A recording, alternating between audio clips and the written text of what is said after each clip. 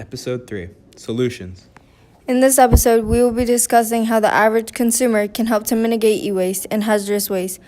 Tech companies are always looking to make a maximum profit, even if it means phasing out of a product that was around for a relatively short time. According to reporter Gordon McKay, manufacturing of electronic equipment is one of the fastest growing industries around the world. Companies increase their profits due to the equipment's relatively short lifespan.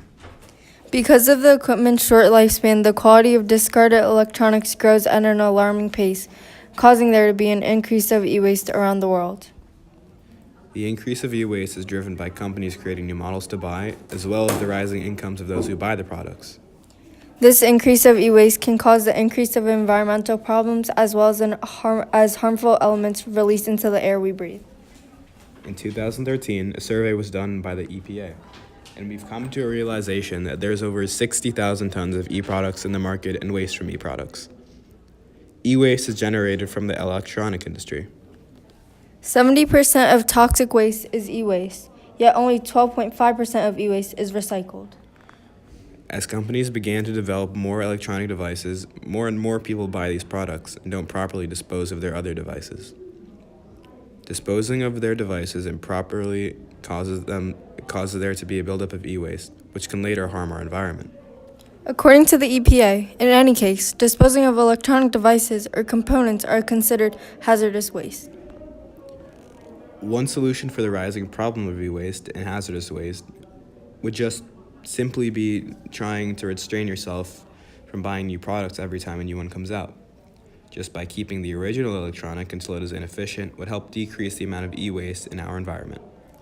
The EPA states that there are many regulations on e-waste, such as the Law of Environmental Protection, 2005, the Decree of Solid Waste Management, the Circular on Hazardous Waste Management, and the Decision on Take-Back and Treating Disposed Electronic Devices. If individuals were to collect their electronic devices and bring them somewhere to be properly disposed of, then e-waste would not be such a problem. People can refurbish and sell these products again. Another way they can reuse the products would be to dismantle the devices and reuse the parts of the devices.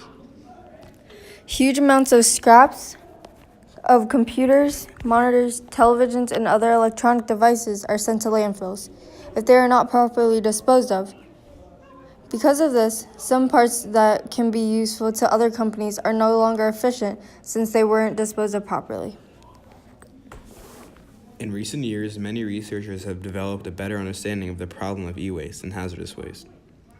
It has led researchers to develop a better way to recycle as well as a way to recover valuable metal found in scrap electronics. Some methods can include heating, grinding to a powder, and melting.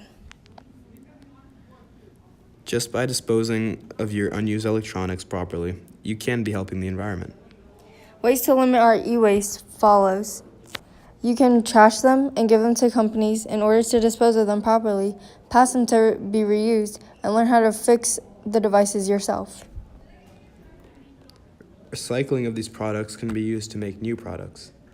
These products, when not recycled, can contain toxic and hazardous materials. You can reevaluate whether you need to buy new electronics in the first place. Think, does your 8-year-old really need a new phone? Donating used but still working electronics to charity or victims of natural disasters is also a way to use electronics.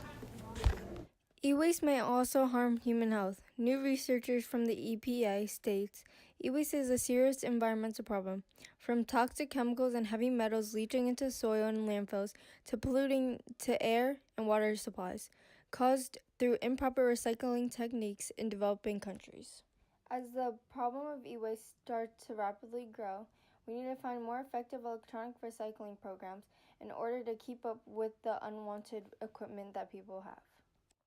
Although these new cheap devices has become very beneficial in our lives, it has led to the rapid escalation of e-waste. These devices that we use on an everyday basis may be leading to a bigger problem of e-waste. E-waste can affect our human population as well as our ecosystem if not recycled carefully. Just as a quick reminder before we end this podcast, Safely dispose of your old computers, smartphones, or other electronic devices in order to keep ourselves safe as well as our ecosystem safe.